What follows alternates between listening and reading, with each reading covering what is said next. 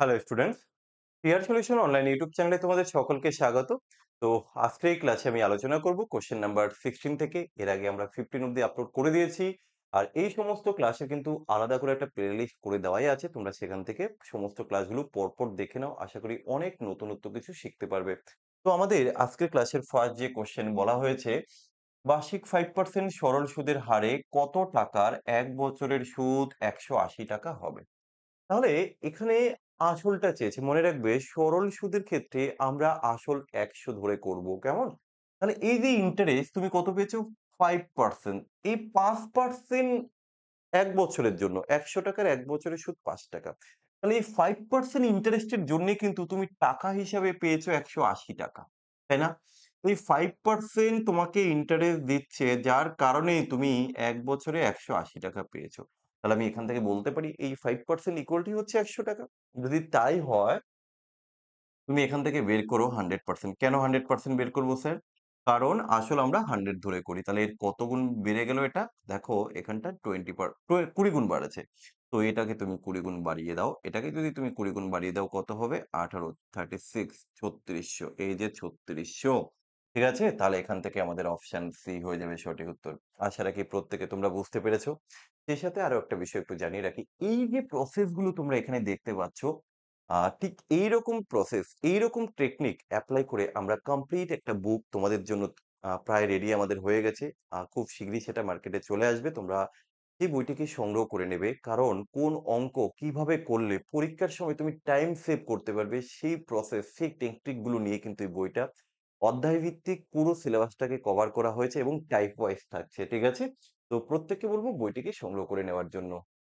যাই হোক দেখো, পরের কোশ্চেন, তেলের দাম 20% বৃদ্ধি পেয়েছে যদি ব্যয় বাড়ানোর অনুমতি না দেওয়া হয়, তবে ভোগ হ্রাস এবং মূল ভোগের মধ্যে অনুপাত কত? কারণ কি দেখো, ভোগ হ্রাস বলতে এখানে কি বোঝানো হয়েছে? তেলের দামটা বেড়ে গেছে মানে ব্যবহার।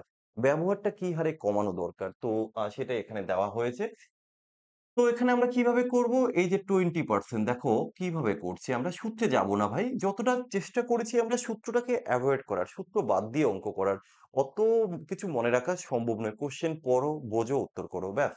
তাহলে 20% বৃদ্ধি পেয়েছে। তখন তুমি লিখতে পারো যে 1/5, তাই না? এখানে প্লাস দিলাম। কেন? কারণ বৃদ্ধি পেয়েছে, তাহলে ৫ এ ১ বাড়লো। তাহলে এবার আমি এখানটা লিখব যে দাম। এটা তো দাম, তাহলে আমি ১ম এ লিখব দাম। দাম, এই যে ১ম এ কত হয়েছে তুমি বলে, দেখো ১ম আর এখন বা শেষে, ঠিক আছে? যাই হোক, যা কিছু লিখো, এটা তো মেইন বিষয় না।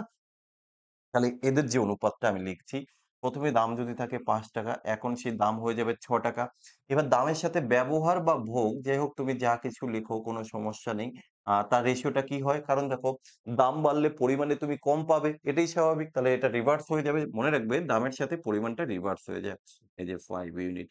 এবার একটা জিনিস লক্ষ্য করো, এখানে চেয়েছে তবে ভোগ হ্রাস মানে কি? ব্যবহার কতটা কমেছে? তুমি বলবে স্যার ব্যবহার কমেছে, এই যে কম মাত্র ১ ইউনিট। ব্যবহার কম হয়েছে স্যার ১ মিনিট। তাহলে ব্যবহার কম ১ এবং মূল ভোগ মানে মূল ব্যবহার। মূল কত ব্যবহার করত? ৬। তাহলে এই দেখো ভোগ হ্রাস এবং মূল ভোগের যে অনুপাত, সেটা কিন্তু আমরা পেয়ে গেছি। কোথায় আছে গো? এই যে অপশন এ। তো এই যে প্রসেসটা এখানে এপ্লাই করছি, ঠিক এইরকম ভাবেই কিন্তু তোমরা সমাধানগুলো পাবে। কেন এটা করলাম? কারণ দেখো, আমরা অনেকেই আছি যারা অঙ্ক হয়তো মোটামুটি শিখে তো গেলাম। কিন্তু পরীক্ষার হলে গিয়ে দেখা যায় আমরা সেই অঙ্কগুলোকে টাইম মতো করতে পারি না। ঠিক আছে? তো এই জন্যেই যে কি করে আমরা টাইম ম্যানেজ করব, কোন অঙ্কের ক্ষেত্রে কিভাবে করা উচিত, এই জিনিসটাকে মেইনলি টার্গেট করে আমরা এই বইটি কমপ্লিট করেছি। তো দেখো পরের যে কোয়েশ্চেন আছে কি, একটা ট্রেন দাঁড়িয়ে থাকা একজন লোককে পাশ কাটাতে ৯০ মিটার দূরত্ব অতিক্রম করে। তাহলে ট্রেনটির দৈর্ঘ্য নির্ণয় করো। দেখো কাকে অতিক্রম করেছে? একজন লোককে অতিক্রম করেছে। তোমরা মনে রাখবে, ট্রেন যখন কোনো লোককে অতিক্রম করে, আসলে কিন্তু ট্রেন তার নিজের দৈর্ঘ্যটাকে অতিক্রম করছে। মনে রাখবে এরকম সরু দৈর্ঘ্যের, আমার মতো সরু দৈর্ঘ্যের যদি ট্রেন কাউকে অতিক্রম করে, তাহলে সেখানে সময়টা খুবই কম লাগবে। ঠিক আছে? এই কারণে ট্রেন যখন সেই সরু দৈর্ঘ্যের কোনো কেই মানুষ, পোস্টার, পোল, যা কেউ গাছ অতিক্রম করবে নিজের দৈর্ঘ্য। আর যদি এই যে আমি যখন শুয়ে পড়লাম, তখন কিন্তু আমার দৈর্ঘ্যটা অনেকটা বেড়ে গেল। এবার সময়টা অনেক বেশি লাগবে। তো এই ক্ষেত্রে কিন্তু ট্রেনের দৈর্ঘ্য প্লাস হচ্ছে সেই আ যেরকম আমরা যদি এরকম শুয়ে পড়ি, মানে বড় দৈর্ঘ্যের কি হয়? প্ল্যাটফর্ম হয়, ব্রিজ হয়।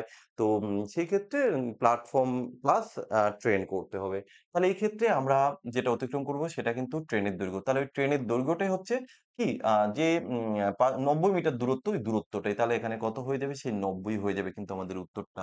তো এটা ছিল মানে গুগলি টাইপের একটা কোয়েশ্চেন। অঙ্কের মধ্যেই পড়ছে না। যাই হোক, কিন্তু প্রিভিয়াস ইয়ার এর কোয়েশ্চেন। আ এবার দেখো কোয়েশ্চেন নাম্বার 19 কি বলা হয়েছে? জগৎরাম নামে একজন দুধ বিক্রেতার কাছে বিক্রয়ের জন্য কিছু পরিমাণ দুধ আছে।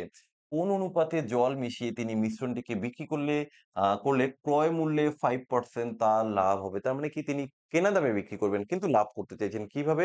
তিনি 5% লাভ করবেন। তার মানে জল মেশাতে হবে দুধের সাথে। তা কি অনুপাতে মেশাবে এটাই চাওয়া হয়েছে। তো কোন রকম সূত্র না, এই যে 5% লাভ, আমরা যে পার্সেন্টেজ ধরে অঙ্কগুলো করি চেষ্টা করবে সেইভাবে করার। 5% ইকুয়াল টু তুমি লিখবে স্যাট 1/20, যেহেতু এখানে লাভ তার মানে কি এই যে 20 তে 1 লাভ হয়েছে। তাহলে কি অনুপাতে মেশাবে তুমি বলো? তাহলে এই যে 1:20, 1:20, 1:20 তাহলে তুমি মেশাবে, তাই তো? তাহলে এখানে বলা হয়েছে কি অনুপাতে? তাহলে এই যে আমরা 1:20 অনুপাতে মেশাবো। আমাদের কোথায় আছে? অপশন সি তে। ঠিক আছে? কমেন্ট করে জানাবে ভালো লাগলে। আর যদি বুঝতে প্রবলেম হয় সেটাও কিন্তু জানাবে।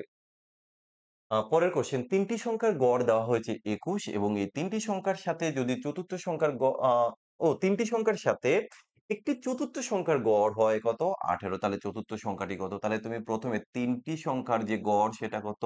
২১। তাহলে ৩ টি সংখ্যার মোট কত হবে সেটা বের করে নাও। ৩ অকে ৩, ৩ দুগুণে ৬। এবার কি বলা হয়েছে? ৩ টি সংখ্যার সাথে আরো একটি সংখ্যা চতুর্থটা এড করা হয়েছে। তাহলে ৪ টি সংখ্যার এখন গড় কত? তুমি বের করে নাও। ৪ টি সংখ্যার গড় হচ্ছে ১৮ করে, তাহলে মোট কত? ৪, ১৮, ৭২। এই দুটোকে যদি তুমি মাইনাস করে দাও তাহলে সেই চতুর্থ সংখ্যাটা তোমার ইজিলি বেরিয়ে যাবে। এটা মাইনাস করলে কত হবে? এটা মাইনাস করলে হচ্ছে ৯। তাহলে এই যে চতুর্থ সংখ্যা, সেই চতুর্থ সংখ্যা কিন্তু আমরা পেয়ে গেলাম।